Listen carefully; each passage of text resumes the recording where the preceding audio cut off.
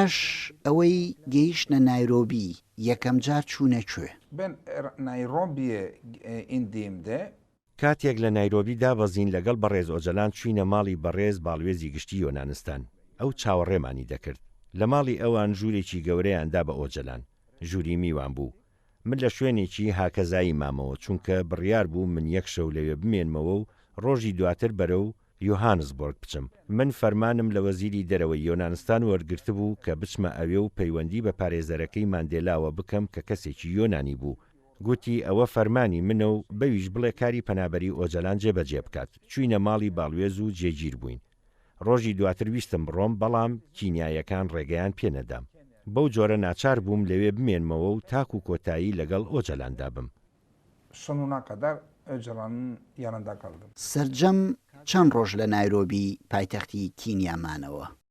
وەکو گوتم بە گیانی خۆمان ئۆجەلانمان دەپاراست بەڵام نەمانتوانی تا سەربی پارێزین و بەداخەوە کەوتە دەست تورکەکان. Türklerin elinde düştü. جگە لە ئێوە چیتر هەبوو؟ ئەو پیاوەیش لەگەڵمان بوو بازرگانە قوبروسیەکە ئاریستۆز ئاریستیزیۆ. بەڵام ڕۆژی دواتر کە بڕیار بوو من بەرەو یۆهانسبۆرگ بچم ئەویش بەرەو بروکسێل دەچوو.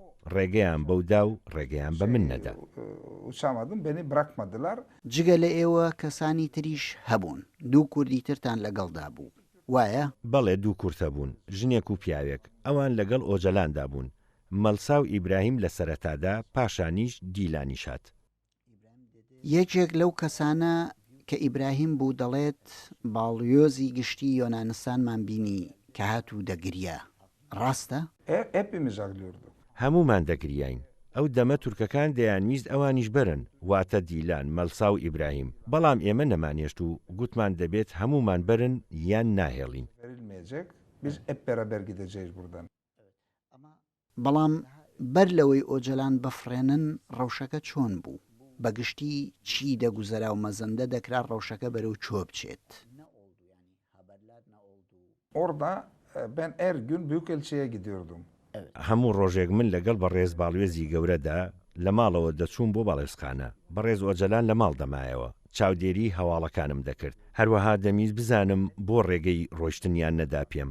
داوای پاسپۆرتی منیان لە باڵوێز کردبوو. پاسپۆرتەکەی منیان برد و هەموو ڕۆژێک شتێکیان دەگوت دەچێت ناچێت بەو شێوەیە ڕۆژیان تێدەپەڕاند. بەو جۆرە منیش ناچار بووم چاوەڕێ بووم بمێنمەوە. بۆیە هەموو ڕۆژێک دەچوومە باڵوێزخانە و لە ڕێگەی ئینتەرنێتەوە هەواڵەکانم دەبینی و شتی گرنگم دەخستە سەرکاغەز و دەمبردەوە ماڵ و دەمدا بە بەڕێز ئۆجەلان. ئەو خۆی ڕۆژانە یەک کەناڵی هەبوو ڕادیۆی BBC بەشی تورکی گوێی لێ دەگرت. جگەلەوە هیچ کەناڵێکی تری نەبوو. لە دنیای دەرەوە دابڕابوو. لەسەر ئەوە ڕێکەوت بووین کە بە تەلەفۆن قسە نەکات چونکە شوێنەکەی ئاشکرا دەبێت. بۆیە منیش هەواڵەکانم بۆی دەبرد. پێم وایە ڕۆژی دووەممان بوو لەوێ کە سەرۆکی دەستگای نەتەوەی ئیسرائیل سەردانی تورکیای کرد. ئەو هەواڵەمدایە و ئەویش گوتی ئەوە لەبەر من لە ئەنکەرەیە. ڕۆژی پاشتریش لە ڕۆژنامەی ئۆزگور گویندەمدا نووسینی نووسەرێکی کورت هەبوو بەشی دووەمی نووسینێکی ئەو نووسەرە بوو. لەوێدا سەبارەت بە ئۆجەلان دەنووسێت لە مەترسیەکی گەورەدایە تەنها یاسا دەتوانێت بیپارێزێت ئەگەرنا لە ناوی دەبن. ئەوەم دایە و خوێندیەوە و لە شوێنی خۆی هەستایە سەر پێ. ئۆجەلان گوتی مەترسیەکی گەورە هەیە چونکە ئەم پیاوە بەر لەوەی لە شامیش دەرچم منی هوشیار کردەوە. Şam'dan gitmeden önce uyardı. ناوی ئەو نووسەرە چی بوو؟ Şimdi ismini hatırlamıyorum. Kürt gazeteci. ناوەکەی نایەتەوە بیرم لە مەتیڤیش بەرنامەی هەبوو. Med TV'de Günay Aslan. Günay Aslan, evet. Evet. Günay Aslan'ın ikinci makalesi. Evet. بەڵێ ئەو بوو. ئەوە دووەم نووسینی گونای ئاسلان بوو سەبارەت بە گەشتەکەی ئۆجەلان. گوتی ئەو بەر لەوەی لە شام دەرچم منی هوشیار کردەوە و ئێستایش بە هەمان شێوە.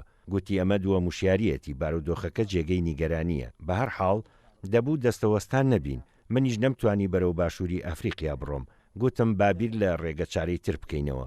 لەوێ نوێنەرایەتیەکی نەتەوە یەگرتوەکان هەبوو. ڕۆژی دووەمیان سێهەم بوو ویستمان بڕۆین بۆ ئەوێ بەڵام ئەسینا ڕێگەی ئەوەیان نەدا.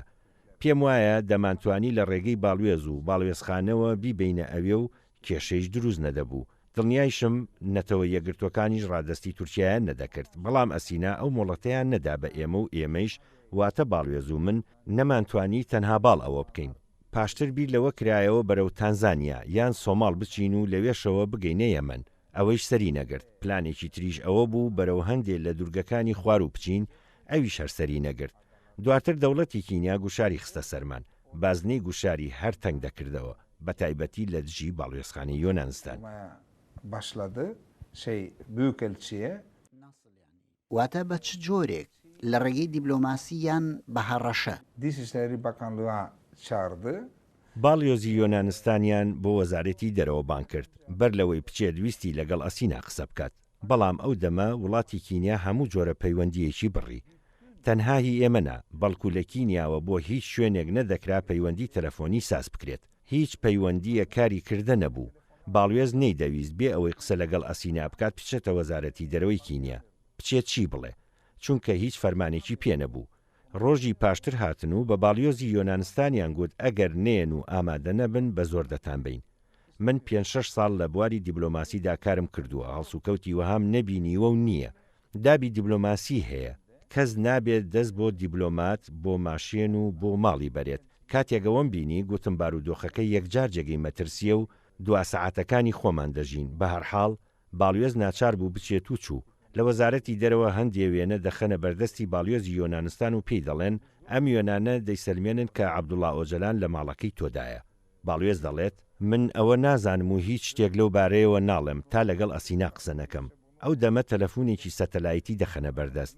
لەگەڵ وەزارەتی دەرەوەی یۆنانستان قسە دەکات و پێیان دەڵێت لێرە بە من دەڵێن تۆ سەرۆکی ڕێکخراوی تێرۆریستی داڵدەداوە و وا لە ماڵەکەتدا کە ماڵی فەرمی دیبلۆماتیەکە ئێوە چی دەڵێن؟ من چاوەڕوانی فەرمانی ئێوە دەبم. دەسەڵاتدارانی کینیا گوتیان ئێمە نەمان دەویست بە ئاڵین بەم کێشەیەوە، ئەمە کێشەی ئێمە نییە و حەزیشی پێناکەین، بەڵام ئێستا کێشەکە بوو بەهی هەردوو لامان.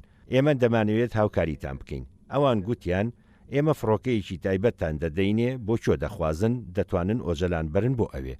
باڵێز گوتی بابچین و پێشنیازەکە بە ئۆجەلان بگەێنین. بەڵام ئەو پێشنیازیان لە نیوەڕۆی ئەو ڕۆژەوە هەتا سەعات 7 ئێوارەی هەمان ڕۆژ دەی خوارد. گوتیان پاش ئەوە ئەگەر نەڕوات ئەوە هەر هێرشێک ڕوویدا بە تایبەتی لەلایەن چەتەکانەوە هەتا ئەگەر بشتان کوژن ئێمە ناتان پارێزین. بێگومان لە کینیا چەتە هەن و دەسەڵاتدارن. بەر لەوە بە ماوەیەک هێرشیان کردبوو سەر باڵێزی گشتی نەرویج لە نایرۆبی. باڵێزی نەرویج پەیوەندی باشی هەبوو لەگەڵ ڕێکخراوە سیڤیلەکاندا و ئەو کارەی ئەو دەوڵەتی کینیای پەس کردبوو. چەتەکان هێرشیان کردە سەر باڵێزی نەرویج و دەستدرێژیان کردە سەر ژنەکەیشی. من ئەوەم خوێندەوە و شتی وەها ڕوویدا بوو. ئێمە تا سەعات 7 کاتمان هەبوو. ڕەوشەکەمان لە بەڕێز ئۆجەلان گەیاند. ئەویش گوتی من ئیتر نامەوێت لەوە زیاتر کێشە بۆ دۆستەکانم دروست بکەم. خۆیشم بێزار بووم و دەمەوێ بڕۆم. بێگومان ئێمە بە ڕاستی بە شێوەیەکی دۆستانە لەگەڵ ئۆجەلان هەڵسوکەوتمان کرد. ڕاستە گوشاری دەوڵەتمان لەسەر بوو، من ئەوانم لە کتێبەکەمدا باس کردووە. ئەو کتێبەی لەو بارەیەوە نووسیومە. بەڵام ئێمە هەم دۆستانە هەڵسوکەوتمان لەگەڵ کرد و هەم پاراستمان تا لە دواییدا گوتی من دەمەوێ بڕۆم. Sonunda dedi gitmemiz gerekiyor. کاتێک لە یۆنانستانەوە چوون بۆ کینیا، پاسپۆرتەکانتان ئەوانەی خۆتان بوون؟ Ben pasaportum من بە پاسپۆرتی خۆم چوو بووم، بەڵام ئەوەی بەڕێز ئۆجەلان لە سەر ناوی خۆی نەبوو. پاسپۆرتێکی دروست کراو بوو. بەڵێ پاشان بڕیاری چی درا؟ ve سەعات 6:30 بوو بەرەو 7 دەچوو. بڕیاری چوندرا. بەڕێز باڵێزی گشتی یۆنانستان گوتی با پلانێک دابنین. باڵێزی بەڕێز گوتی بە ئۆتۆمبیلەکەی من دەچین بۆ فرگە، چونکە پارێزراوە و کەس ناتوانێت دەستی بۆ درێژ بکات.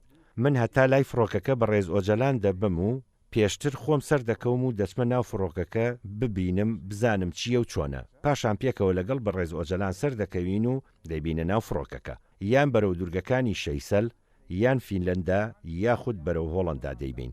بەڵام ئێمە هێشتا بڕیاری تەواومان نەدابوو، چونکە کاتەکە دەڕۆیشت. دەبوو سەعات 7 بەرەو فرگە بچین. جانتاکانمان کۆکردەوە بەرەو لای ئۆتۆمبیلی باڵێزی گشتی دەچوین. نوێنەری وەزارەتی دەرەوەی کینیامان لەگەڵ بوو، گوتی ئێوە بە ئۆتۆمبیلی خۆتان ناچن بۆ فرگە. sizin arabayla gidemeyeceksiniz.